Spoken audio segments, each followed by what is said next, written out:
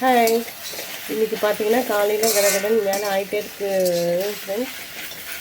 வெண்டைக்காய் பொரியல் பண்ணி அந்த சாதம் கலரி கொடுத்துடலான்னு தான் பசங்களுக்கு ஃபஸ்ட்டு வெண்டைக்காவை தனியாக நல்லா வதக்கி எடுத்துக்கிறேன். அப்போ தான் பார்த்தீங்கன்னா வழவழப்பு இருக்காது. அது பாருங்கள், வழவழப்பே இல்லை. வெண்டைக்காய் ஃப்ரை பண்ண வாணலியே சூடுபடுத்தி கடுகு சேர்த்துக்கோங்க.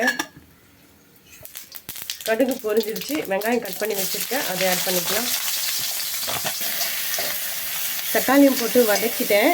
இது வந்து வெண்டைக்காய் இரும்பு வாணல் ஃப்ரெண்ட்ஸ். இது வந்து 130 ரூபாய்க்கு வாங்கினேன். இது ஒர்த்தா என்னன்னு எனக்கு தெரியல. நேற்று வந்து வேர்க்கடலை வறுத்தேன். இப்போ பார்த்தீங்கன்னா வெண்டைக்காய் தான் ஃப்ரை பண்ணேன். இது போல தான் இரும்பு வாணல் ஆகுமா என்னென்னு எனக்கு கமெண்ட்டில் சொல்லுங்கள். அது பாருங்கள், அடியில் ஒரு மாதிரி கருப்பாக ஆகுது. இப்படி தான் இருக்குமா என்னென்னு எனக்கு தெரியல. இல்லை வெண்டைக்காய் நல்லா ஃப்ரை பண்ண அதனால அதோட கருப்பான்னு தெரியல. சால்ட்டு தேவையான அளவு ஆட் பண்ணிக்கோங்க. பிஞ்சு சாரி ஃப்ரெண்ட்ஸ், மஞ்சத்தூள், தேவையான அளவு மிளகாய்த்தூள், கொஞ்சமாக கரம் மசாலா ஆட் பண்ணிக்கிறேன் நான். இது ஏன்னா பசங்களுக்கு லஞ்சு கலரி கொடுக்கறதுனால நல்லா வாசனையாக டேஸ்ட்டாகவும் இருக்கும். அதனால் கொஞ்சமாக நான் ஆட் பண்ணிக்கிறேன்.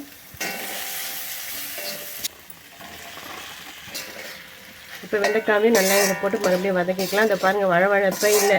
அதனால் வெண்டைக்காய் பொரியல் செஞ்சால் கூட நீங்கள் ஃபஸ்ட்டு எண்ணெயில் போட்டு நல்லா வதக்கி எடுத்துகிட்டு அதுக்கப்புறம் செய்யுங்க. வழவழப்பே வராது.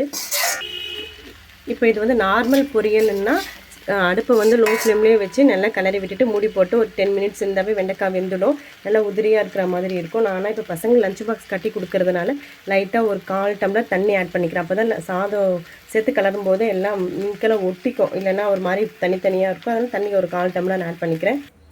தண்ணி ஆட் பண்ணிட்டேன் ஃப்ரெண்ட்ஸ். இப்போ மூடி போட்டு ஒரு 5 நிமிஷம் வச்சாவே வெண்டைக்காய் நல்லா வெந்துடும். வெண்டைக்காய் பொரியலும் ரெடி ஆகிடுச்சு ஃப்ரெண்ட்ஸ். அப்புறம் மேலாப்பில் கொத்தமல்லி கருவேப்பிலை தூவிட்டு இறக்கிட்டு அப்புறம் சாதம் வடித்த சாதத்தை போட்டு கிளறி பசங்களுக்குமே லஞ்ச் பாக்ஸ் நான் கொடுத்துட்டேன்.